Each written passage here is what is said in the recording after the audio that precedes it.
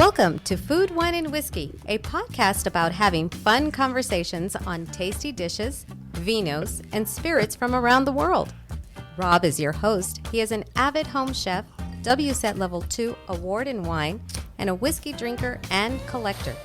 Time to set the table. Here's Rob. Hey everyone, welcome to another episode, Food, Wine, and Whiskey. Thank you very much for stopping by. As you can see by the title today, a topic that could be tenuous. It could be a little bit spicy. We'll see how the conversation goes. I think all of us will get along. We're going to talk through some things. Maybe we'll come to some common ground. I have two great guests on today. Pasha, owner of Rosewater what is it? It's a bar. It's a neighborhood bar. Cantina. Sometimes on Margarita Day, it's a cantina. Just a neighborhood bar. Rosewater, Clear Lake. Yeah. Rosewater, Clear Lake. Okay. Yeah.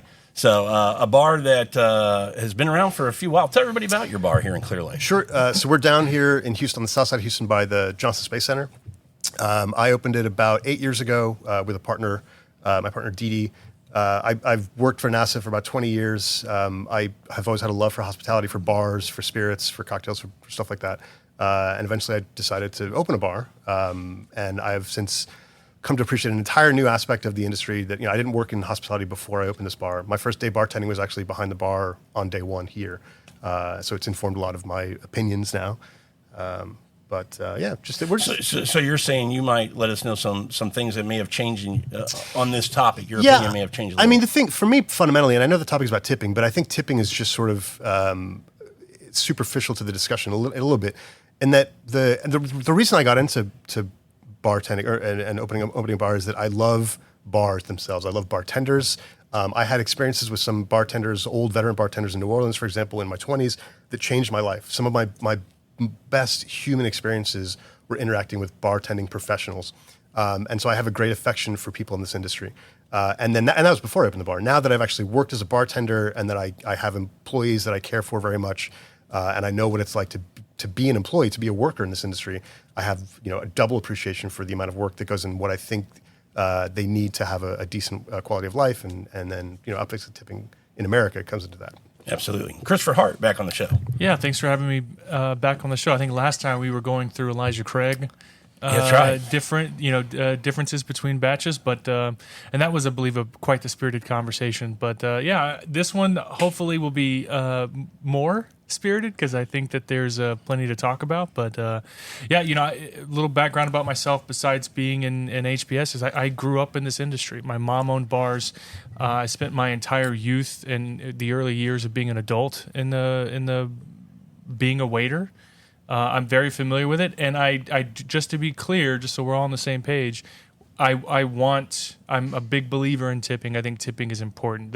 The issue that I have developed, and I think I'm not alone in this, a lot of people have developed, is that the expectation of tipping has grown, and I don't think it's necessarily, and I'm open to this. I'm open to some logical reasons as to why, but I think a lot of it has become illogical. I think that there is it's gone off the rails a little bit, so I'm really hoping for a really spirited conversation. And me and Pasha are friends.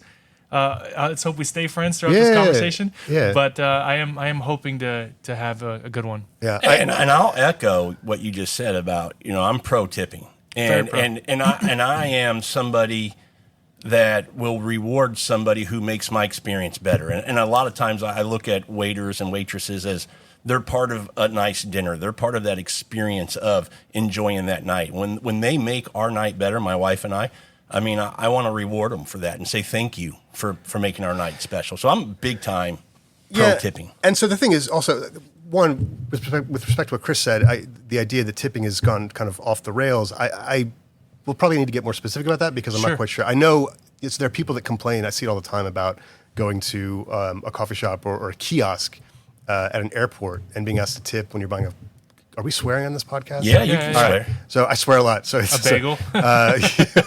So let's say you're buying a fucking bagel from a robot, and now it's asking you for gratuity at the airport or something. I see there's like sort of tip creep, and I think that's a good one. That's a separate issue because tip creep. What I see that is actually corporations trying to exploit people. They're both their employees and also the consumer to get more money for themselves, and not actually benefiting the employees themselves.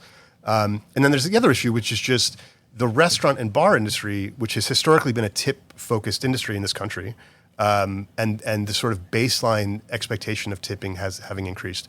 Those are, to me, two separate issues. So that's my and I discussion. agree with you that they're two separate issues, and it's just to the point of tipping as a whole for me, where it's kind of morphed to that it's become somewhat acceptable to ask for a tip, and that's we'll get into some of those things. Yeah. But let's start here. I mean, I'm not sure. I'm the older guy in this group.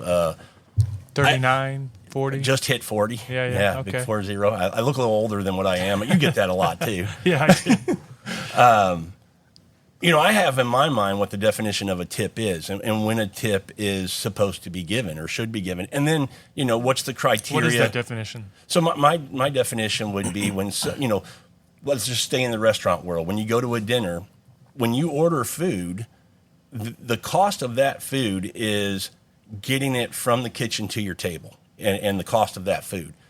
Everything after that is the service that's provided by the waiter or waitress that is in addition to that cost. So now the level of service, the attention, the politeness, the friendliness, all of those things are part of the equation to adding up to what I may tip that person for how they made my experience that night. So that's my definition of a tip in that world. There's a lot of other places where I might tip. You and I were talking earlier before we started recording. AC guy comes out, he's in your attic for a little while, or you're moving across the country and movers did a great job, they're sweating, whatever, you make them a little tip. But in the restaurant world, that's kind of my criteria for when I would tip. There's an expectation of friendliness, politeness, attentiveness, these kinds of things. Yeah. Do we disagree with that? Is there any more you'd add tipping to the AC guy? Fuck yeah, tip the AC guy. That sounds great. No, so I think what a lot of people don't understand is that for reasons that are mostly bad, historically in this country, the cost of labor in bars and restaurants has been basically pushed to the I hate the word customer, but to the guest, and that is because people that ran restaurants especially after slavery was abolished, wanted to pay people as little as possible, and so they left it up to the consumer to be responsible for the labor costs. And so, fast forward 150 years. You have major restaurant corporations that make a shitload of money by driving their labor costs effectively down to zero. And the expectation is that you, all three of us, that we pay for the labor of those employees that are taking care of us. And not just because they were very, cheerful or whatever, but just because they existed and they brought us food. Right. And that's what I think people don't understand is that the entire labor cost is basically being carried by consumers in most restaurants, because most restaurants adhere to the $2.13 minimum wage, which hasn't been raised in like 30 or so years in this country. And so in a lot of cases that barely covers your taxes if you're a waiter or a bartender. So the tipping is in reality the actual labor costs, which is not true in any other industry. And so I think people really need to understand that. So that was a question I had. I didn't know that was still in effect, the $2.13 an hour. And tips. So the only thing I want to draw a line on is I find it intellectually dishonest when people say that they only make $2.13 an hour when they really don't. Yeah. Fundamentally, they wouldn't do it if they only made $2.13. That is what their actual right, because of tipping. Because the labor is being paid by the guest, not the. Agreed. So nobody's saying that. No server is saying that they only make $2.13 an hour. They're saying that their only guaranteed wage is $2.13 an hour, which is obviously not livable on any planet. The labor that's being paid for by the guest is the rest of their wage, and there are pros and cons to that. I think again the historical basis of tipping is fairly dubious, and some could argue racist. It's very racist. The history on that. In fact, it's what's definitely his name? racist. Adam Explains Everything. You remember that show? No, I've never seen that one. I don't. Adam Ruins Everything. There was a guy on Netflix a while back. He's Adam Conover, but he basically discussed the history of tipping and how it's completely dysfunctional and it's completely based on racism. 100% So, agree. and that's the history of it. Nowadays, it's essentially been co-opted. That model has been co-opted by large restaurant groups, corporations, as a way to keep their labor costs down. And force us to basically pay for their staff, and so it's a way for corporations to make extra money and reduce their labor. Yeah, and it's interesting that you say it that way, because I make some assumptions that employees in some of these establishments are getting a higher wage, and all of the tip is going to the house because of my experience and the lack of service. Because I'm figuring if you're working on a tip, there's got to be some degree of motivation. There's got to be some degree of, Well, if I wow you a little bit, it's going to should improve be. my opportunity of getting a little bit more money. It could. So, and there are a couple things I'll say. So, like, one, not every, only honestly, I'm gonna say the worst, but some places do pay more than $213. Like, I don't want to say how much. We pay our staff here higher than $213 to start. I don't say how much because I don't want to disincentivize people from tipping, because I still think there's a baseline amount of money that my employees should have to live on for a decent quality of life. I think. What do you think that number is? So here's just an example. Well, can I ask one question before we get into that? Because I have this kind of line of where it's a job to get you through. It's not a career. Versus where now you're in this world of fine dining, Michelin stars, and it's a career. I've always thought of you worked fast food, you worked at the video store, whatever. I'm referencing me. You worked at as a waiter or waitress. You see it all the time in the older movies. To get through college, to get through acting school, a bartender when I was in college, things like that. For some people they do that, but I think just because some people transit through life in one job for a brief amount of time doesn't mean that the other people that do that, or they themselves, shouldn't deserve a wage that I think affords them a decent quality of life. And two, again, even if you take away there are two ways to look at this. One is the human aspect of it, which is what I'm kind of talking about now. But the other is just like, when I mentioned before my experience with old school bartenders in New Orleans, some of the best experiences you'll have in your life are at restaurants where they've been working there as a career. Yeah. You talk about like people that have like at fine dining restaurants that have made a career out of being a server, a waiter. I hate the term server, but or just bartenders that have been at their bar for 20 years. That's why I say there's a line where it becomes a career, and you can have great success doing it. What's that number? But you can't have the ladder without making sure that they make a decent living, right? Like nobody's incentivized to stay. If you are only ensuring a very low level of pay for people in the hospitality industry, then you're going to discourage them from making a career out of it, basically. And is that a bad thing? Yeah, it's a bad thing. Sorry, and I don't mean that with. I'm not asserting anything with that, and that's one of the things I want to do is I want to ask questions about this, because I want to be able to ask questions without assumptions being made about who I am as a person. But is it bad to necessarily disincentivize any particular industry? Like, let's say flipping burgers. It could be working at Denny's. It could be whatever the case. Is it bad to say, okay, certain industries should be transitional? I mean, one of the things that I struggle with as a father is I waited tables. Both of my oldest daughters are waiting tables currently. And I want that for them, because I think it teaches them a lot about life. It teaches them how to be human. It teaches them sympathy, empathy, the whole 9 yards. It is good for them to go through that transition. But do I want them to be in that industry forever if there's no path to ownership, or if there's no path to Michelin star, et cetera, et cetera? If they are going to stay at a certain level, do I want that for them as a career? The answer is no. Well, one, it's not up to you. It's their decision. 100% agree. They're adult, or they're humans. But also, your opinion on how you would want your kids to go through life shouldn't have any bearing on what other people deserve as a living. You know what I mean? Sure, but my question is, and I'm asking you again, do we think that number is? Because the idea that we can't discern what should be the acceptable wage? There isn't a hard number. And the other thing is, like, it's not your job, it's not my job, or our, even quite frankly, right to make that determination for an individual person when we go to a restaurant or a bar to say, I think that you should make this. And I'm not going to question you on that. I'm not going to push back on that, because I tend to agree with you. That's their decision. Yeah. But then what they have to, in my opinion, what they have to decide is how much effort, how much drive, how much determination am I going to put into this to maximize the outcome that I can get from this. But the thing is, we don't really ask that of any other industry. Sure, we do. Let me give you an example. Well, but within salary bands, like No. Let me give you an example. In my world, people who work in my world. What is your world?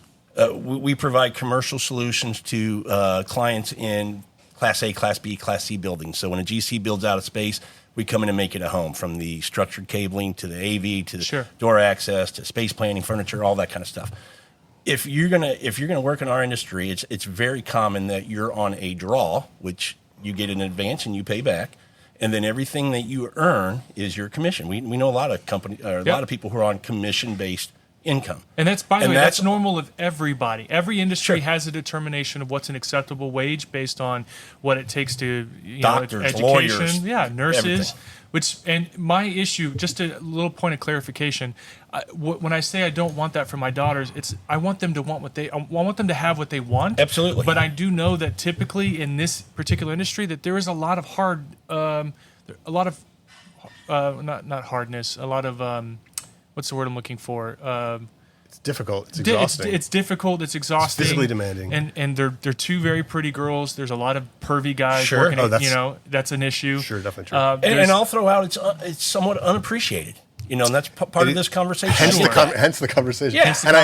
And the thing, seriously, the other thing, and so just a point of clarification. So when you talk about commission, you're talking about like a sales-based commission, or is that So it's basically you're providing, you're trying to get you're selling it. There is no base salary. There is no $2.13 an hour. Sure, and so like sales-based commission, I understand, and in a sense, that's what some servers exactly experience. what it is. Exactly what it is. But there should be a baseline sort of expectation for what they would make.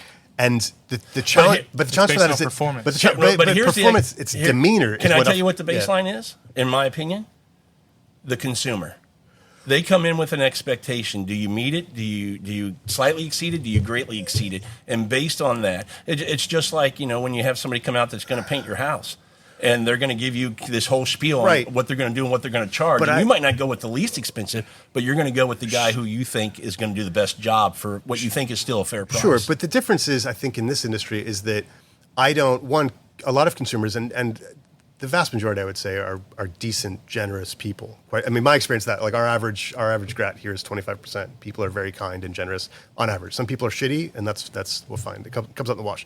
But like when a contractor comes to my house, I may evaluate bids from different contractors, but my basis for paying that person, ultimately, it's not affected by whether or not they told me a fucking joke or they made me feel good about myself. But it's the quality of their work. Sure, but that's the thing is that, so hospitality, because it's a human interaction, it's much more likely to be affected by those human interactions, correct, which are completely separate from whether or not I brought you your food on time or if I made your drink properly or these kinds of things. Fair point. And so absolutely. It just makes it a little more challenging. And when I say expectation, it's a managed expectation, right? I have a different expectation of what I might get if I go to a Chili's versus Brenner's Steakhouse. Yeah. But vice versa.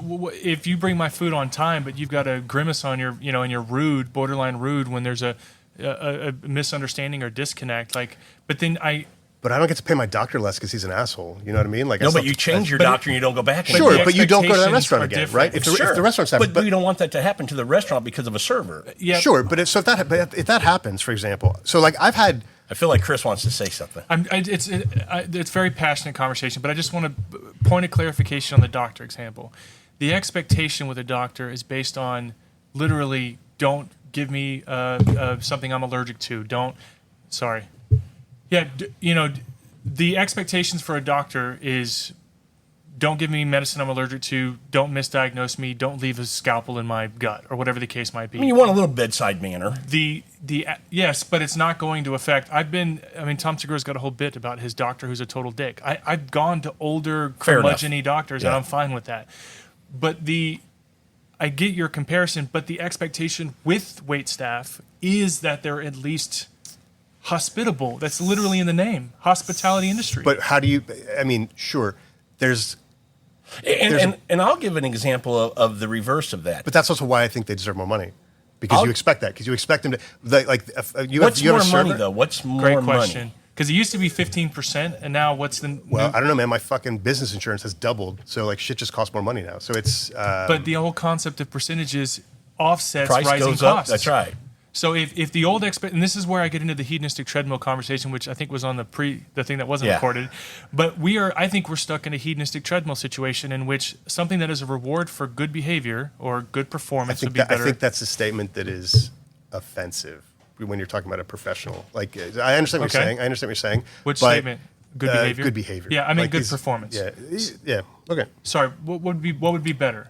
Because my intention is not to be offensive here. No, I'm not like personally offended. I'm just saying that I think what I think is dangerous is when the attitude that servers or restaurant workers or whatever, and it is hospitality, I get it, and my expectation of myself when I'm working behind a bar is that I should be as congenial as possible, because that's what I would want from a bartender if I were sitting at a bar. It's what I do want. When I go to some bars and the bartender doesn't act like they care if I exist, it's not a fun experience for me. So I understand it 100%. So that's all I'm saying. Is I think it's just simply it's human nature. You buy from people you like. Sure. You When I first started waiting tables, it was 15%, and as the rising cost, food goes up, etc.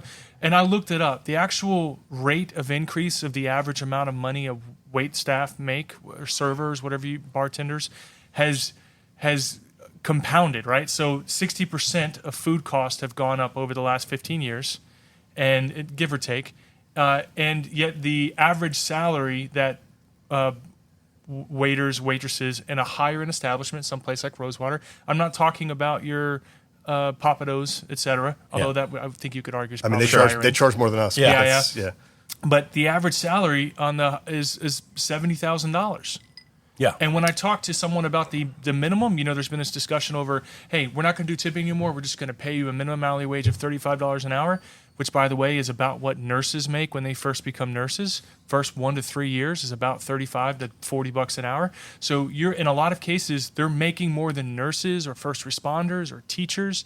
I don't think that's unreasonable when you consider the amount of work. Shit, man, we have nurses that come in here and get wasted, and we have to fucking clean up after their messes. Sure. So I think that hospitality workers, it is. I'm okay with that, by the way. I'm not saying that 70 is too much. I'm just saying that I think sometimes there's a victimization of waitstaff that I think is a problem. I think we treat them, especially like during COVID, there was like all this thing of like, you got to make sure to take care of everybody. Okay, yeah, let's take care of them. But also, hang on. But bingo, I think that's kind of where this uptick kind of started. Because frontline people, hospitality people were fucking dying. Sure. Because we had people were like angry. The first few months that we closed because of COVID, we stayed closed longer than normal because I wanted to make sure that my staff was as safe as possible. We would have people angry, for example, when we were doing only stuff to go. I had some fucking asshole spit at one of my employees during COVID. This is before there were any vaccines. Nobody was going on. We heard there were people dying all over the world. And so hospitality workers were at just as much of a risk as some of those frontline medical workers. 100% agree. And so they deserve the same amount of money. I'm not saying that they're not, and this is where I think we get so passionate that. Let me just finish the thought, and then that way I can just add clarification. I am not saying that $70,000 is too much. What I'm saying is sometimes we act as though we participated in this. I've personally headed up a GoFundMe with HBS to raise money to give to people who were down because restaurants were down. Sure. And we actively participated in that.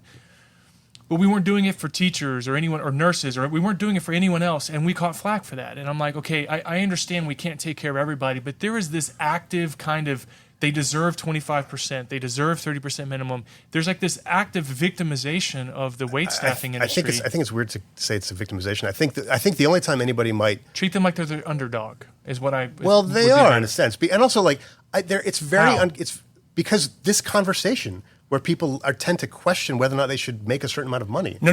I think that's where we're getting a little off. Again, I made it very clear. Happy if they're a fantastic waiter or waitress and they make $1 million a year. I have no quarrels and I made it very with what clear they that $70,000 is fine. Like, I'm not disputing that. So to get that though, it's going to be 25%, right? Like that's just why? The math just works out that way. I don't know how to explain it to you. That's just the way it is right now. So right now, but if you back into that number, you're saying based on the volume we can do here over the course of a year, the number of tables or waitress, their hours they work, the max they can make based on those hours is this. In order for them to make more, we got to ask you as a consumer to give us more because we want them to have a raise. So, yes, I mean because it's the same thing as raising prices. Because again, remember the way that I would rather that. Then the percentage is bigger. But they've tried that. They've tried that in some markets, especially on the East Coast. Restaurants and bars have tried going to a non-tip model, where to get their staff to the essentially the hourly rate that they were making with tips, they had to raise their prices significantly, and they lost money. People didn't want to see. And a lot of waiters and waitresses didn't want to do that. And option, a lot of them, which honestly, is my point about bringing up the whole $35 an hour. A lot of them said I make more than that. Yeah. Some make $120,000, $140,000 a year. If you work at a dive bar, so one of my opening employees, she works at a dive bar now. She makes more than I do working at NASA after 20 years. Yeah. She makes a shitload of money. Well, and that's the hard thing, is to paint this general brush that everybody's in the same sandbox. We're in the same world. Why would you not question that, though? Well, because I find I don't know. I personally, having gone through the work, seeing the work, I find questioning the work that But working you just said people something make. profoundly important, that she makes more than you do working 20 years at NASA. Because she has knife fights to have behind her bar. I don't do the shit. I don't have to deal with that shit at NASA. I'm I sure. have a nice, sweet, cushy job. I get to work remotely all the time. If I'm sick, I don't have to go to work. I can do my work remotely. If my loved one dies, I don't have to go to work and put on a fucking smile Sure. to dance for people so that they give me money. That's the difference. And she, again, works at a place where there are regularly fights almost on a daily basis. There are homeless people that live behind the property that she has to clean up after. Like, it's a dangerous job sometimes.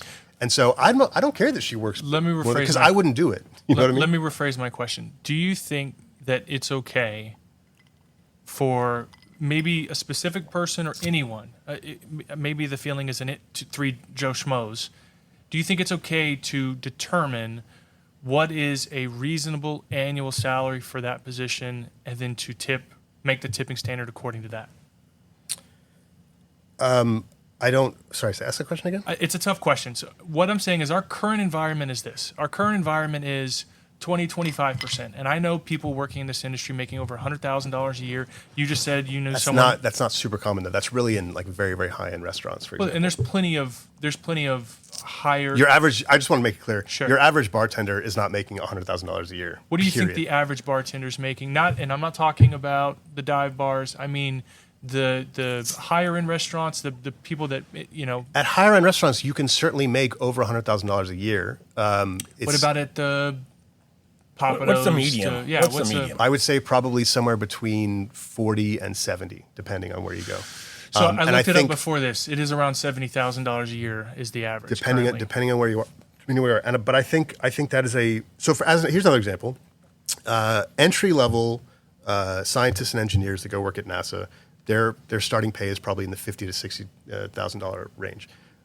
Teachers start at 62 now. Yeah. So I think a teacher should get more, Yeah. for sure. Yeah, teachers so I underpaid, think that, again, the question is, what do we think, really, like backing up for, not just for hospitality workers, but for everybody, what do we think is a relatively comfortable quality of life where you're not just working to live? And that's right? really Like, my question is, my ultimate question is it possible to determine what is a reasonable salary for this and set a standard according to that? Because what we have currently set is off the rails and has grown from 20 to 25. But here's the thing. In the last 5 years. And you're putting all that on the consumer. I'm not. I'm saying the industry, based on what you're does. saying, they're putting that on the consumer to go, we don't know behind the scenes how these people live, what they need to make, what their rent costs. And you're asking us to go supplement their income by giving more. And I don't. What's that number? Here's the thing. It's not supplementing their income. I think people understand this. It is their income. It is primarily their income. But Sure. but we're controlling how much we give. So how do we know? So what I would say, to be quite frank,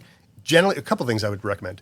To be quite frank, I would say tip the recommendation because, for example, when I look at my staff here makes in the range that we're discussing, which I think is, I would love for them to be able to make $100,000 a year. Sure. But that's our average grat here is 25%.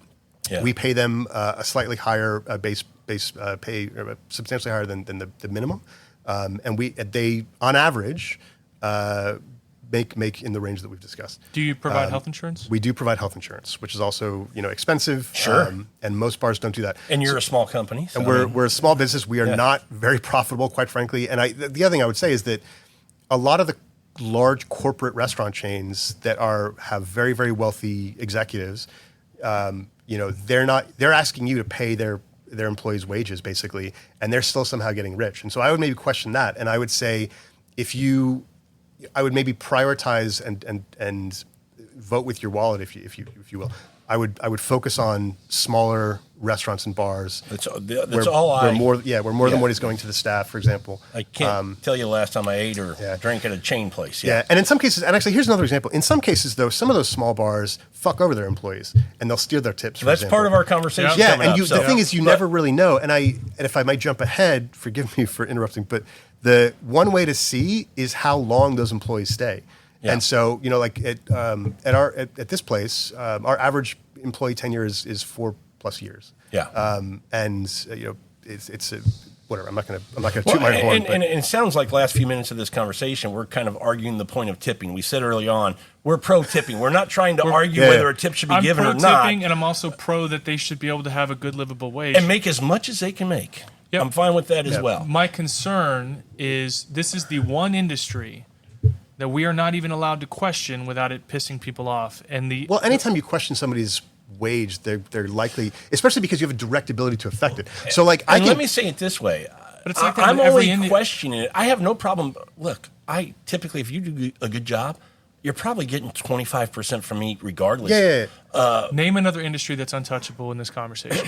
This is the one industry that's completely untouchable. But the difference is that we can, and again, I'm not questioning you guys. What I'm saying is that the difference is that all of the people out there have a direct ability tomorrow to completely fuck over all the hospitality workers if they wanted to. That is the nature of the business. Exactly, which sucks. And so that's why people get sensitive about it, because the employees in the front of the house side of the hospitality industry are much more at the mercy of the whims of guests. That's the data. But that is how it's supposed to be. But that's why. That's exactly why it should be that way. And your job is to then go wow the shit out of them. If you go to New Orleans and you see a street performer, does he get to dictate that my tip has to be at least X? That's a street performer that's like any busker. Like, that's not. Yeah. We don't have an. But it's another example of that. It is the nature of this industry is performative based. Well, let's go sports. I mean, if you don't, they make the millions they make because people go and put eyeballs on it. If they don't,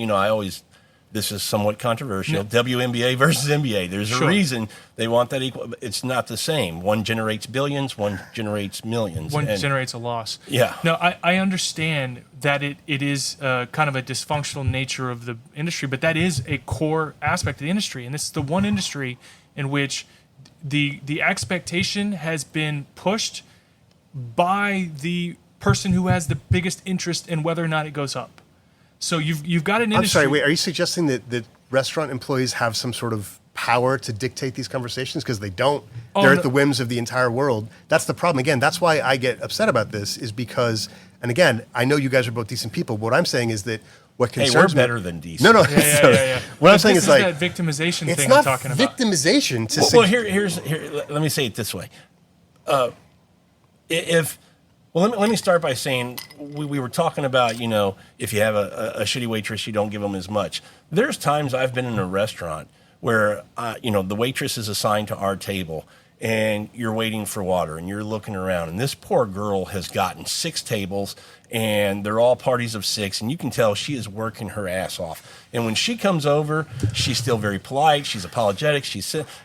At the end of the night, even though it might not have been the absolute best service, I knew she busted her ass to do the best job she could with what she was dealing with to take care of us, and I tip her accordingly. Yeah, absolutely. And I'm not saying that. I mean, again, it's the nature of the industry. I'm not saying that you can't make your decision based on if a person is rude to you, for example, deliberately. I'm not saying you can't tip less if you want to. That's fine. It's the way the industry is. But deliberately or not. Remember, if I'm going to go out to eat, I'm choosing to go out to eat, or I'm going to a bar to have. You even mentioned it. The experience at the bar is what some of the greatest memories you have. If I'm going to go someplace, I'm going there with this expectation of having some kind of an experience. Sure. It might be at this level. And if you get me to here, absolutely. And if it's here, I'm going, give him $3. Let's get the hell out of here and go to the next place. So I feel the same. I'm a human being too, and I exist as a consumer in this industry as well as a provider, if that's a weird way to say it. But so my approach, and this is before I even started working in this industry, is that I will tip my baseline tip is the minimum expectation. So if culturally we're not saying 25%, let's say at least 25%. For me personally, it's 30%. I never tip less than 30%.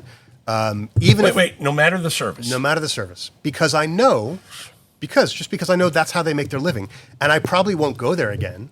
But okay, let me ask you this: if a plumber comes out and fucks up every time he does a job, should he stay in business? But that one employee having a bad day, you don't know that that's necessarily. I said every time he does a job. So he's got this reputation of always doing a bad job. He's going to go out of business. If you're always rude, I'm not talking about the one-off. I'll tell you this. If I go to a restaurant and have a bad experience, I go back. I always go back because I go, could have been a bad night for people. I think the underlying tone here is probably part of the issue. It's the word accountability. that we live in an industry, hospitality industry, that is supposed to be based on performance, but we often do hear the narrative that, oh, maybe they're having a bad day, you should still tip this, you should still tip that, minimum. You should, because that's You how don't know they what make they their go living. through. Right, but also that's how they Doesn't make it. matter. It does, because for me, it does. If it's their living, I this thought comes they back made their to, living from hospitality. They make their living from. So hospitality is multifaceted industry. It is. That's how they make their living. Ignores accountability, right? Sorry, it's okay. no. If the plumber's making mistakes, then you fire that plumber. It's word of mouth. Say, hey, don't hire this guy. He fucks up. I don't get it, accountability. man. I find this sort of parochial approach, and I find it very strange. Why? I don't know. I can't explain it. I bristle when I hear it. So, I get it. I don't know, man. I don't know what it is. Well, let's just give the example of your job. If you didn't turn in reports on time, if you didn't attend meetings when you were supposed to, you had this track record of not following through. But those are They're very gonna let you go. But those are very strictly quantifiable considerations. The thing is also everybody has a different expectation. So like you may just want somebody not to spit on you, right? Or like my expectation, Sure. if you don't swear at me, then hey, bang up service. But you nailed it. But people are also very fickle, and so just because I don't Agreed. kiss your fucking ass Agreed. doesn't mean that 100% I shouldn't agree. be able to pay my And that's fucking not rent. fair. You're right. And that's the thing. That's what I'm kind of getting at, because Yep. it's not that like. Again, having somebody be rude to you is I think the thing that we tend to latch onto as a conversation, but it's not the most frequent thing. I think what tends to happen most is people have these very lofty expectations of my server literally being a servant to me and having the most Not at all. delighted Yeah. attitude. And I'm not saying that you do. No, I but get that but it that can happens. be the It case, happens yeah. a lot, Yes, and so for like. sure. So like, and again, so like, people tend to sometimes ignore just the realities of work. And so if some people very often have an expectation that their server should dance for them for nickels, whatever, you know what I mean? And that's the problem, I think. Yeah, I know you- there's people like that. I hope it's very small. It's not small. amount. You hit the nail on the It's head, not though. small. This is really the fundamental disagreement we're all having is I think when faced with two options, and that is, one option is I've got a song and dance for you and meet unrealistic expectations, and even then I may not hit my a reasonable tip. That is, unfortunately, an aspect of waiting that's been there from the beginning. But vice versa, the idea that you should tip first, when I started, it was 15%. And I remember when 20 became the expectation. I remember during COVID it became 25, and I've heard as high as 30. Let me finish. The issue I have is that the expectation is now, no matter the accountability, no matter the performance, now I have to still tip this or I'm a shitty person. And I know people who have called people out on Facebook for leaving 20%, literally followed them out to call them out for leaving them 20% tip. And it's like, well, now that may be an outlier, sure. But I mean, look, here's the thing. I think I and I want to mention what you talk about 15%. My understanding was it was always 15, 18, and 20. Yeah. And the percentage dictated what you thought about how Yeah. the experience was. But here's the thing, so- and it was a way for you to get feedback on how are we doing. I mean, you can talk to me as an owner and be like, hey, this person, I've had it before. This person was not very hospitable, and I've also gotten, like, I'll get comments. I have a former employee that I would get comments on. yeah, but on Noel's this not person's- here anymore. This is a different person, but I get comments sometimes from guests who are like, hey, this person was kind of ignoring us or whatever, and they'll go have a conversation with them. The thing about the percentage, though, look, I don't know what to tell you. Right now, the sort of baseline is like 25%. I think how did that that's change? Who changed that? So I honestly don't know. It just kind of happens. Hedonistic treadmill. So it's not it's people being able to afford their expenses. So part of it also is that, like, the cost of food has not maybe in the past couple of years it's increased significantly, but the rate that you're talking about, 15%, that was the rate when I was fucking 10 years old. Right. So in the span of 30 years, it's gone up maybe a few percentage, but 10%, let's say. But the relative cost of the food has not gone up that significant amount. So like you're still only making, regardless of what you think it should be, 25% gets you in that salary range, if you want to call it a salary. So all of your prices are set not just on food, but the door, the Overhead, building, right? the overhead. So the idea of percentages accounts for inflation. So the idea that the percentage should go up would only mean that somehow they would dip below the average rate of increase of your take-home pay. Because my staff are not paying for those things. We have to pay for them at the restaurant. But again, the way the industry works Right, is but your that, prices would go up with those but things. they can't. That's the other thing. And that actually ties to the reason that we can't we can't shift at this point from a non-tip to a non-tip model because people aren't willing to pay certain higher prices, especially like at a non-dive bar. So if you want to make a shitload of money, open up a dive bar because you can buy bottles of booze for fucking $4 or $5 a liter. Charge, even if you're charging $5 on $2 you call it nights, you're still making pretty good margin. Ton of money. But so like at a decent cocktail bar, our cheapest bottle of spirit on average is probably like $18-20 a liter. In some cases a little bit higher. I can't charge $25 a drink to have those margins equalized, right? Sure. So we're going to make paying them a salary, right? So yeah. we can't keep increasing prices to the point that actually gets us where we need to be because people just won't pay it. For whatever reason, psychologically, as a society, we've decided that there's a general amount that we want to pay for a drink. There's a general amount we want to pay for a hamburger, sure. And they increase sometimes. Just like that, the tip percentage for servers has increased. And regardless of what we all think it should be, or if we compare it to 30 years ago, which to me, not to be a dick, is a very boomerish kind of argument. But why? Because it is. Because I'm not a boomer, though. Back in my day, it cost fucking a nickel to do whatever. No. I'm saying, it's not the idea that it's X amount of dollars. It's that the percentage, the concept of a percentage accounts for inflation. So what I'm saying is, and you've already said to yourself, you don't know why. But the cost of the food has not kept up with inflation. The prices that we're paying for these items has not kept up with inflation in the way that the percentage that existed before would give them. As a consumer, I will tell you that the price on the menu reflects that the cost of the food probably went up. Literally only the past few years, and it didn't go up as much as it needed to because we've had to absorb a shitload. The further downstream you get, the more of a hit we've taken. Hold on, there's a disconnect here that I just want to make sure I understand, just for the sake of those listening at home. So the idea is that if inflation affects our rent, our insurance, and our food costs, our cost of goods sold, if those things go up, then 15% would automatically, the tipping would go up with it. But again, you're acting like 15% was 2 weeks ago, but 15% was like 30 years ago. No. Percentage is percentage. But the baseline cost of the meal has not kept up in a way that allows that I'm percentage saying to the consumer looks at a menu and goes, man, the price for a chicken fried steak used to be $11, now it's $22.99. Again, I don't know what to tell you. It's gone up for all of us. Yeah. All I can tell you is that right now, regardless of what we think and compare historical prices versus modern prices, right now, the general baseline of what I have seen is that a 25% grad on average gets you to about the respectable, I think, take-home pay that you deserve as a hospitality. And I know we're arguing and that's about just where it is. We're having a discussion about this. I'm not even as I have a little bit of an issue with the number because I agree with you. Percentages work in a way that they shouldn't have to change in the industry. It's not the same, and this is the part that. But you could also make the argument that 15% was too low from the beginning, which is another thing you could say. So just to be clear here, you can look this up. The rate of increase of take-home pay for waitstaff has outpaced inflation. Nurses, everybody. First responders. Okay. Yeah, what I'm saying is 20 years ago when the average was $40,000, it's now up to 70. It is almost nearly doubled, and this is not your highest of high end of restaurants. What I'm trying to pull apart here, I want to make sure we're very specific here, is the discussion over the cost of food has not paced correctly would mean that portion of our cost of goods would not go to the waitstaff at all, right? So the 15% is on the total tab. The tab has gone up. The average tab, when I was waiting tables for two people at Papado's many, many years ago, was $80. Back in my day, Again, it's sort of irrelevant. It's not. It is. Listen, you can't. I can because what I'm telling you is can't that be diminutive. You need to be actual. I'm being dismissive because it doesn't really get us to where we need to be.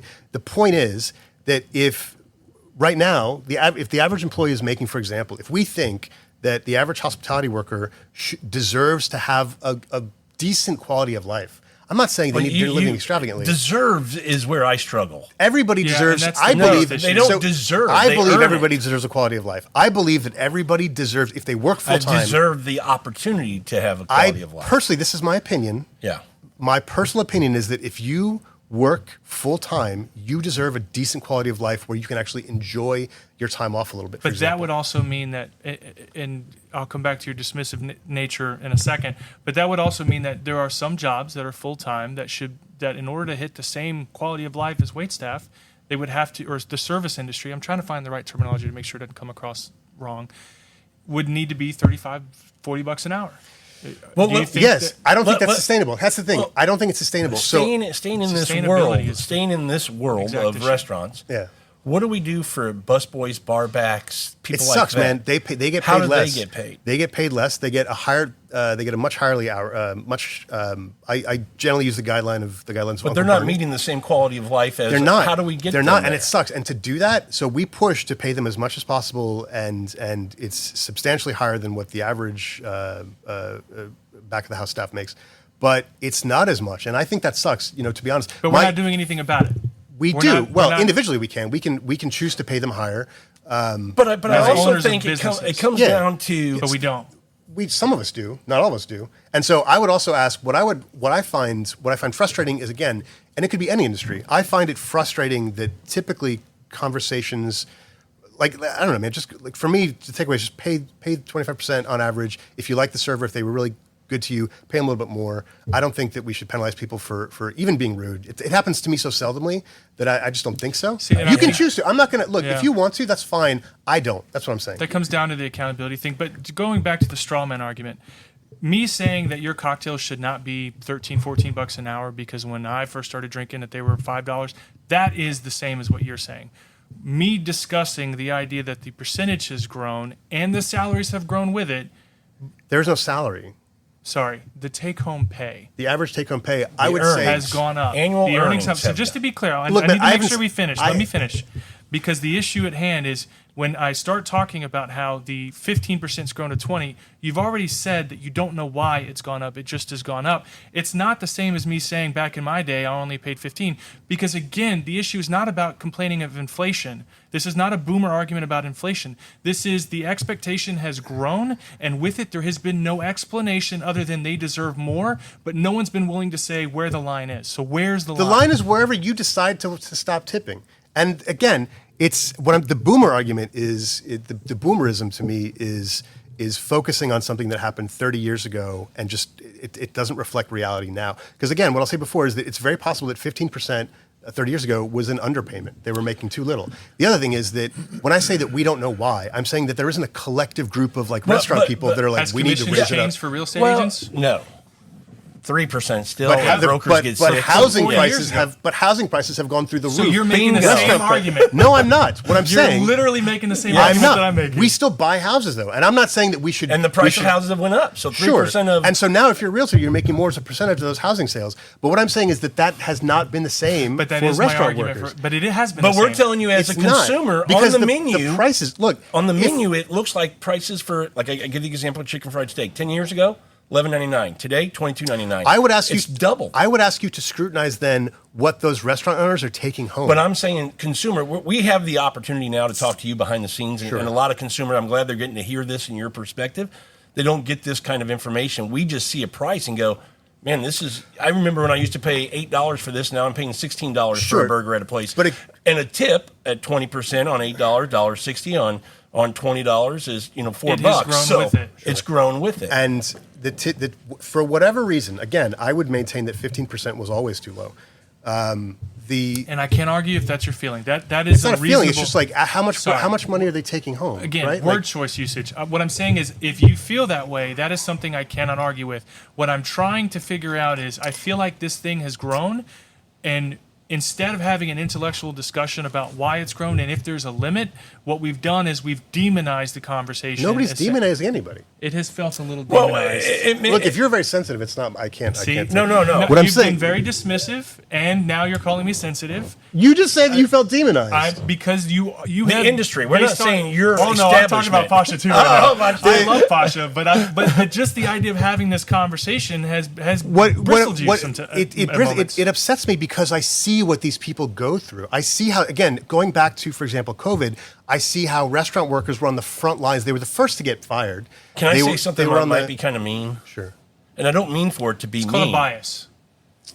They make the decision to do this job. But nobody said you have to work in this industry. But do you not want this industry to exist? Because I hear that a lot, and I need this. But we need this industry to exist. I want it to as well. But don't say I get to hire people who do a shitty job because we just need people in the industry. Again, nobody's saying that. My argument, my complaint with it is as I've said, I don't mind tipping for good service, but we're getting this kind of pushback that you're not always going to get good service, but you should still tip at this level. Let me boil down the question to this. Do you feel that the shift in tipping culture has been all positive? Do you think there's anything that's problematic about it? I haven't seen a significant shift in tipping culture. For example, in my establishment, it has been, we have a tip line on the receipt, and people tip. And in general, we don't ask them to now we have toast. And let me give you an example, and I'd like to get your thought on this. This is one of the things that I've seen more and more, and I've tracked it for about the last 2 months for me, and it's happening at a higher rate of more than 70% of the time. I'll get it used to be back in the day you had to do your own math, right? The thing came out. You just went, well, what's 15%, what's 20, what's whatever. It's annoying. Now it gives you what it is. Recommended, This is your 2022, 25. What I've started to see, it's again, higher than 70% of the time, tax is included in that 20%. I've also been to nicer establishments that charge me a $15 back of the house fee for, and I get that. But then the 20% also includes the tip that you just asked me to give, the fee. You want me to tip on top of that. I've got $20-some in tax, and that's included in my 20%. What are restaurants and establishments doing? Why would I pay you on tax a tip? Well, I mean, one, who cares? Like for me, again, for me personally, when I go to a restaurant, if they're like, my interest isn't just like taking care of the person who took care of me. So I tip 30%. I honestly don't give a shit if it's if tax is included. I just personally don't. I don't pay attention to it. If you want to, that's fine. I don't. The other thing though, what you raised is a good point. And the reason I get passionate about this is because I deeply, deeply care about the people that I work with, and I see some of the things that they have to go through, and it is exhausting. It burns them out. It's exhausting. So that is my number one concern. However, I do not doubt that there are restaurants, bars, that take advantage of this culture. And so, for example, if you see a service charge fee that for it's just like vague on a ticket, you should question that. I would like to know where that's going, because I know for a fact that there are some restaurants that keep it for themselves. The owners keep it for themselves. Well, bingo. You asked me why I'm concerned, why I question it. Well, that's why. That's because fair. If it's not going to the person who's servicing me and they're just using it as a, pennies add up. Yeah, no, I agree. That's not a fair way to treat the consumer, is my point. I think I would say there are multiple industries that fuck all of us consumers over on a regular basis. And so, I don't think that it's unreasonable to ask these kinds of questions. I think there should be more scrutiny on some restaurants and how they distribute their money.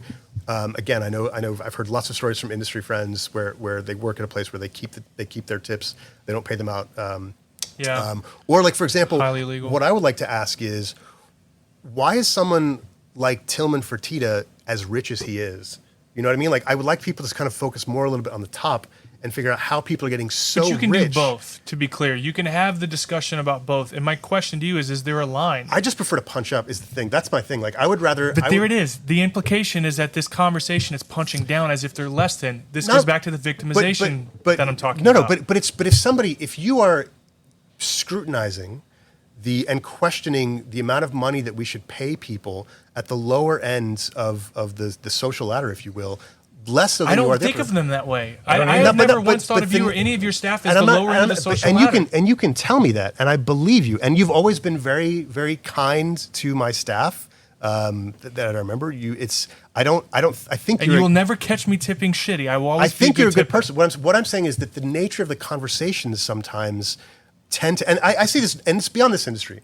I am also someone who thinks. I wanted to get into that. I feel like I'm not trying to pick on just no. And I know you have this perspective of this side of the. Me and Pasha have been friends for 8 years, and we've never actually argued. So this has been. And again, like this is for me. This is a friendly argument. I don't like. I'm trying to learn and understand as well, but I'm a very logical thinker. So for me, a lot of times things have to make sense. That's where I'm at. That's where I'm at. I mean, look at is there a line? Like, what happens if in 10 years the next COVID-29 comes up and the expectation becomes 50%? At what point will Pasha actually decide to contribute to this conversation from the other side? You contribute every time you go to a restaurant and you make a decision on how much to tip. That's your contribution. So are you saying that if it got to 50 or 60% as a societal standard, nobody's forcing you to tip anything. So if it got to that high, would you take an issue with that? If I saw, to me, 50% seems like it would be a little bit higher than I'm comfortable paying personally, right? And but Would I would you also stop going out? But No, I know maybe. you. But I would also. I mean, I don't go much. I don't go much Well, now. there's a bit of the Too burnt out. Yeah. But the other thing is that it is. I will very often tip 50%. Depends on the tab, for example. So like, Look, I agree with you. I think I kind of understand what you guys are getting at. And I'll be honest, part of this is also I am so focused on only my place. Yeah. And only my staff and only our practices.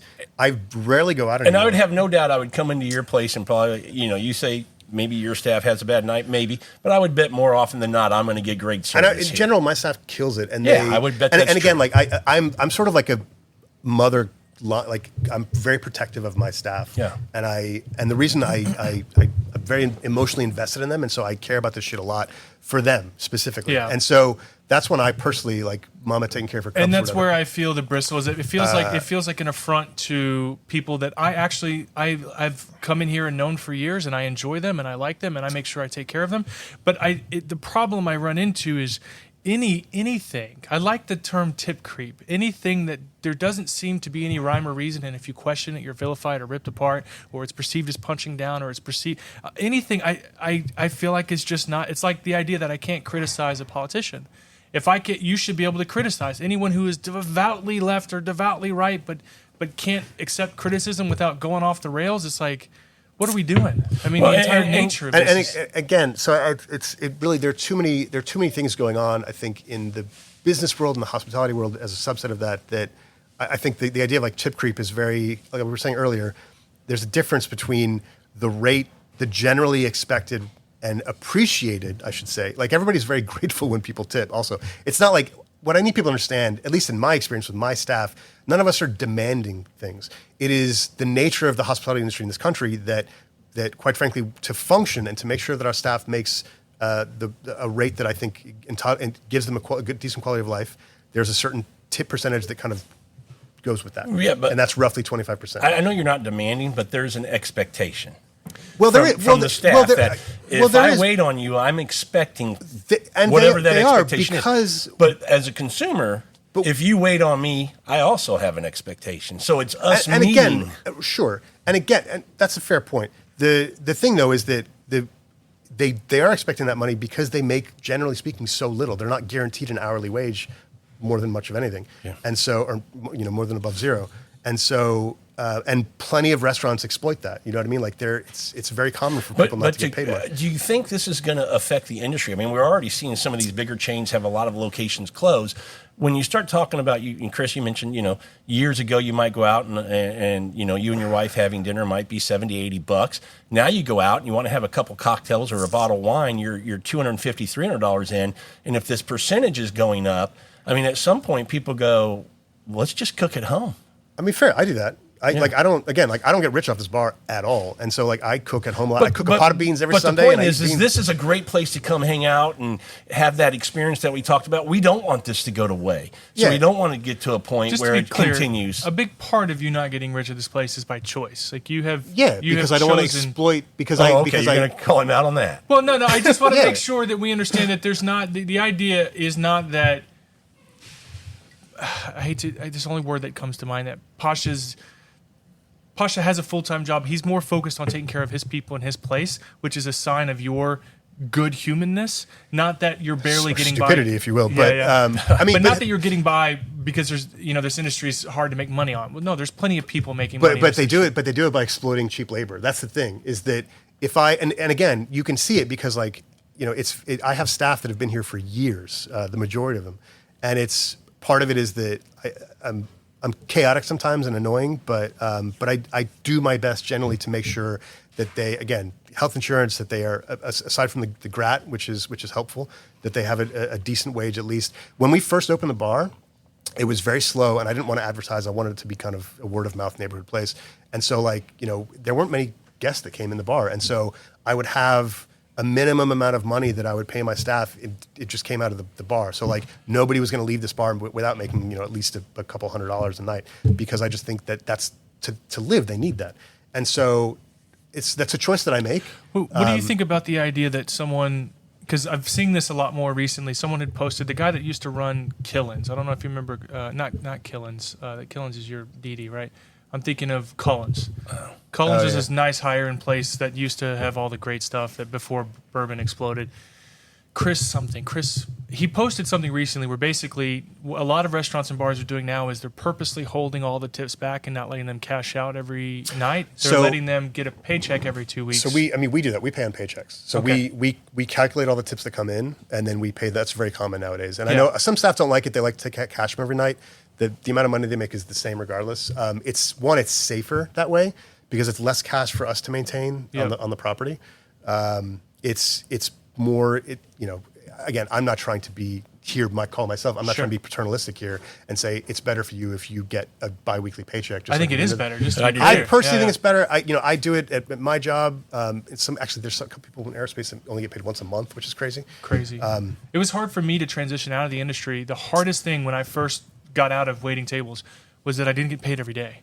Yeah. And cash in your pocket. Yeah. But I'm seeing these things on social media where they're like tip in cash, like as if it's somehow an injustice that they're getting a biweekly check, and I think that's nonsense. I don't know if it's that as much as they wonder if the money's. I think that's to fair. them. Here's the thing, also, and that's fair because I agree. Like I think and again I am a very ethical person, and we make sure that the tips are paid out to the employees. The only tip out that we have here is to our food runner, who helps out when it's on the busier days, but yeah, I generally think it's better to tip out on paychecks. Again, if for no other reason than safety. I've had staff members in the past when we used to do cash every night who would worry about going to an ATM late at night to go cash their tip or to put their tips in the ATM. I find that dangerous and unnecessarily so. But at the same time, what you're saying is true. There's a lot of fuckery in this industry. Sure. And I get very upset about this because I know how much I care about my staff, and it's very personal for me. But there are a lot of people in this industry that are very exploitative. True in lots of industries. And so I understand a lot of servers concerned about that because they don't have as much visibility on their cash flow. Totally reasonable. And so there's not really an ideal situation for it in my experience. You could have a bunch of servers on this podcast and they might disagree with me for various other reasons. But yeah, I'm with you on that, actually. So just to be clear, because I feel like we need this, I'm all for them making as much money as they want. The problem, the two-pronged problem that I struggle with is, one, I think accountability should always be a factor because this is the only industry in which we encourage not holding people accountable for poor performance. But that's not the case. We all have accountability in this industry. I don't because also they'll get yelled at because even if the other thing is now here's the other thing tied into the tip thing is fucking Yelp and all these different review aggregation sites, and so there's tons of accountability in this industry. Well, we're talking about the server specifically, right? No, but for example, a server can get chewed out by their manager if they get a shitty review by some person on a that mentions Yelp. them by name. So there's plenty of accountability in the industry. But we're talking. I think about we're tip. solely saying when you made the comment that bad day or not, maybe they were angry, you don't know what's going on, still tip them the 30%. But again, at my job, if I have a bad day, if I mouth off to my boss, my salary doesn't change for the year. But your KPIs are different than their KPIs. Every industry has different KPIs. Sure. Key performance indicator for you would be, Yes, because I can say the same thing in my world. If I'm out on a sales presentation and I have a shitty day and I've got a piss poor attitude, I don't get the business. Yep. Sure. And if you don't hit your quota, what happens? You get let go. Sure. And absolutely, and they do get let go. So it doesn't really happen here very often, but sometimes employees in this industry do let go. I don't. The second prong, which I don't tip 25%. Tip whatever they ask. Yeah, I don't think we're going to agree on that one. Tip what they ask. Just do it. The second prong is this tip creep up from 15, 20, 25. And I'm very fine with 20 even being a newer standard. It didn't bother me when that became the standard. What bothered me is when it all of a sudden 25 to 30, and then even when you get your receipt and everything on the receipt is 25, 30, 35, you're like, well, the expectation is that if I go below that, that's right. That there's a guilt trip involved, and then I look back. But that's internal. I don't know what to say, man. But talk to somebody. That's not. because That's it's like disingenuous. It's not because like I don't. It doesn't bother me. If you put expectations on, it's kind of like even when you turn the screen around. If there's an option to tip at the counter, But that's just- and you hit no tip because I just ordered a coffee and you handed me my coffee, then 100%. Yeah, I'll feel guilty. But Yeah. I'm fine with it. I just don't care. So like, but that's also just kind of how a society works. but should that be Like put there- on the customer? I There- feel like I shouldn't pay for my flight until I get to my destination. I'm happy with the experience. yeah. Good luck with that. Yeah. Yeah, I mean, should mean- this idea that we put these things on the customer as if the customer isn't allowed to feel like this is wrong or it's We can talk about your feelings all the day. But I'm saying like No, but I don't want to call it a feeling. I want to call it an expectation. You brought it up. I want to call it God an bless you, expectation Pasha. because when you go out to eat, if I pick Chili's, I have an expectation. Sure. If I pick McDonald's. I have an expectation. If I pick Brenner's or Papa's Steakhouse, I have an So expectation. this is actually something that I sometimes explain to my staff because the difference between expectation and reality is actually one of the most challenging things in 100%. my experience in this Yep. industry because sometimes, like for example, for us, there's a lot of fancy trappings and bullshit in this bar, and it's like we joke about it being fancy, but like when you and Dux and I had a conversation a long time ago, where I'm like, it's just okay. Like it's just I'm trying to temper expectations because for some people they see this stuff and think it's like this very, very elaborate high-end High-end. place, and it's just a neighborhood bar. Yeah. And so like we don't wear white, we don't wear bow ties. You know what I Sure. mean? Like it's still what No one has any cool accents. the service model that I go for here is just sort of like congenial neighborhood vibes. Like we get to know you and chat with you and whatever. And so if I have somebody, the challenge for us, and I don't have an answer to what I'm saying here. I'm just talking. But like Pontificating. if I have a guest that comes in and they heard that this place is like the fanciest bar in town, and they come in and they're like, oh, why do you guys not have like embossed or personalized coasters and shit like that? And like it's not that fancy. All the staff aren't wearing uniforms; they're just wearing like whatever. That's a challenge, and so like we have to try and meet their expectations. And if they're not satisfied, they might not order as much. They might but not they tip also as have well. to align with what you're trying to do. Their expectations. But they don't. But it's not fair to. It's not fair to expect them to know that necessarily. No, And so, no, like, I'm not saying that it should, but Yeah. that's where the conversations and the things Yeah. happen. Hey, our place, here's how we do, and you And- kind of have that. And they go, oh, okay, I thought The it was very more. nature of the relationship between the establishment and its employees and the consumer is a complicated one. You have the whole customer's always right is bullshit. We've known it's, and I'm glad that Agreed. that dynamic has changed quite a bit. But there is a level of expectation, and this is something that I've had to deal with myself, where people expect something and they can be completely wrong, factually black and white incorrect, but their expectation is off. Then it's you're still suffer for it, whether it's Yeah. a bad Yelp review or a bad tip or whatever the case and to be might fair, be. it's true in every industry too. Like I have my quote unquote customers at NASA. I'm a contractor. In some departments, the customers are more demanding than others, and so you have to kind of kiss their ass in some cases. This is true of all of us in any work that we have, where we have clients or whatever. It's the same. Again, ultimately, I always think about in business, I would think it's in a bar or a neighborhood bar. There's probably competition in the area. How do you differentiate yourself? How do you make yourself stand out? Yeah, What do I mean, you? Well, in this area, Rosewater's always I stood don't- out. It's To right. his Okay, credit, it's- his I'm credit. from Katy, It's an hour between away, this and so- double pours. It's okay. Davenport. It's okay. We're okay. I'm just saying, like, we have our own identity, and I actually don't like the concept of competition in a bar because I think it's anathema to what we're trying to do here, to Yeah, hospitality. So again, like, It's not a pie chart. I don't want my staff, and like we don't really upsell here, which is a concept that is very strange to me because I find it very inhospitable. But I understand why it happens. In some cases, it's an economic necessity to do that. But we exist and we do what we do, and people like it or they might not or whatever. Same with tipping. Actually, personally, as I mentioned before, I get personally very, very passionate about this because I personally care deeply about my staff. Hey, and let me say, I appreciate that. yeah, you no, care. and I'm again, glad like- it And do you shows. feel that we Yeah. don't? Just No, to be, no, not at all. Not at all. Just Not at want all. to make sure because No, no, no. You have a vested interest in, Yeah. in their livelihood. I'm I also get that. I'm Middle Eastern. I got a little passion here, Yeah, but yeah. but Middle you can't the face. No, I just thought you were Southern. Wait, it depends. I'm Southern by culture, but Texan by culture. But when I travel, I can pass for an Italian, which is very helpful sometimes.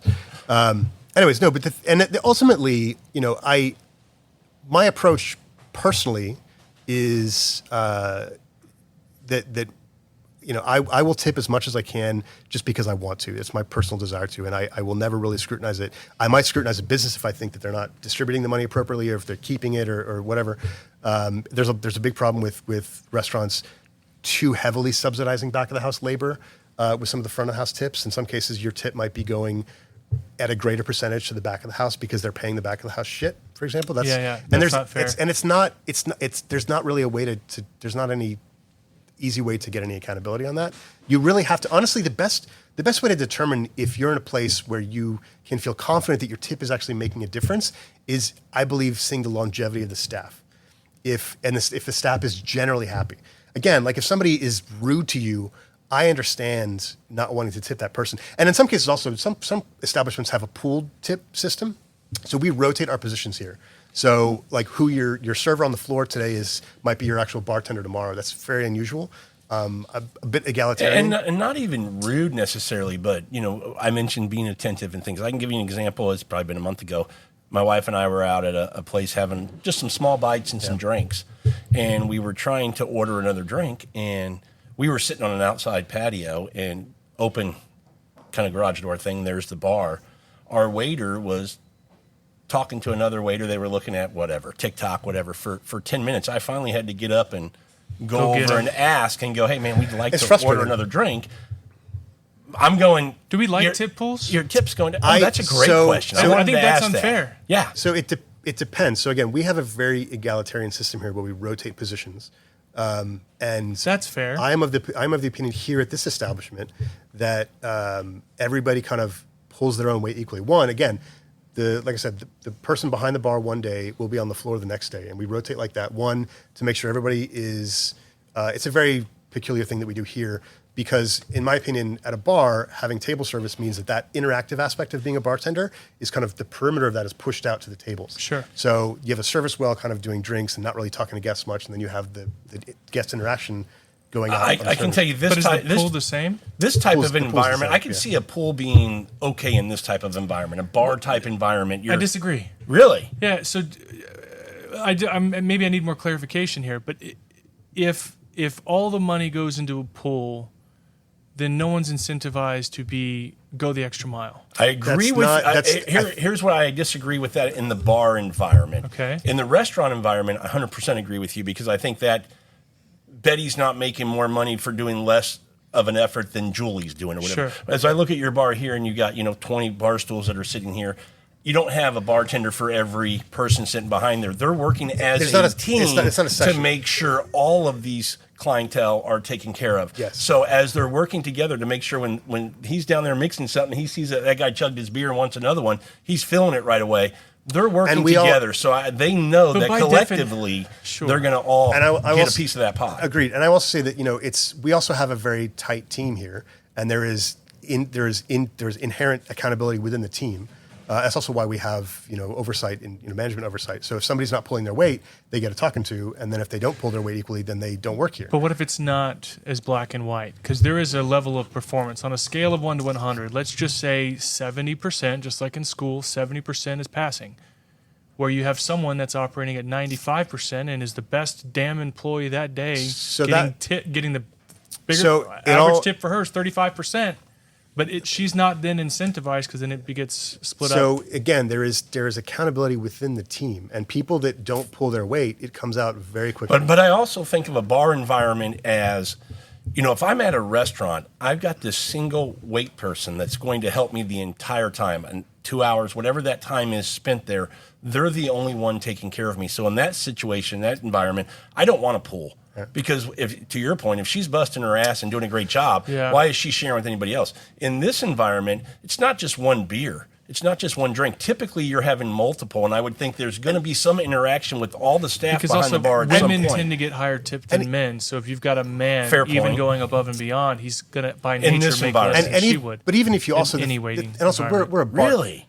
Yes, that's generally true. Women make more in tips than men because they also deal with a lot more bullshit. But yeah. Don't get me wrong, but that's what I'm saying. Is if you're splitting it up evenly amongst male waiters, but the women actually had to go through, then it's not very equitable to be a tip pool because she had to go through harassment, inappropriate advances, maybe them sitting outside waiting for her to get off. And this is a subconscious kind of thing.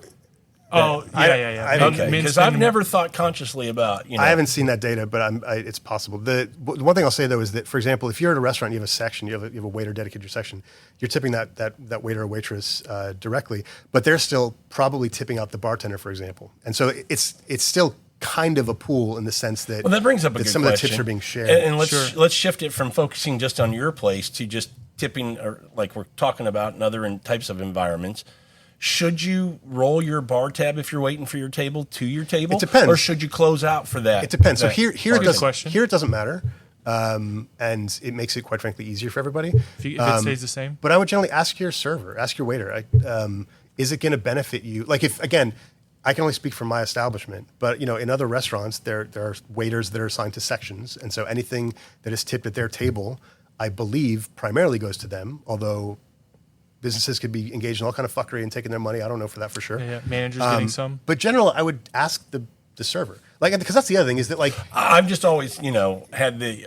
I mean, if you ask, what are they going to say? But I will say, but they'll tell you the truth. I've always tried to close them out, making sure that they got theirs, so to speak. So we get a lot here too. Like, sometimes somebody will start outside, they want to come inside in the AC, and they'll ask the server or the whoever's on the floor if they need to close out and come up and over the tab, and they'll usually say no. And we actually have different physical sections of the POS software here, so in some cases it helps to move a table physically. It doesn't affect the tipping at all.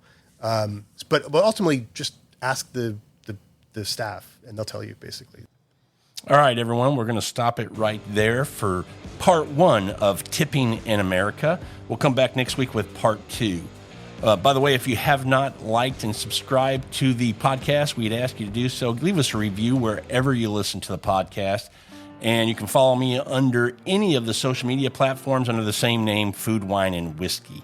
Thanks so much for listening to this episode of Food, Wine, and Whiskey. Until our next episode, enjoy your next pour.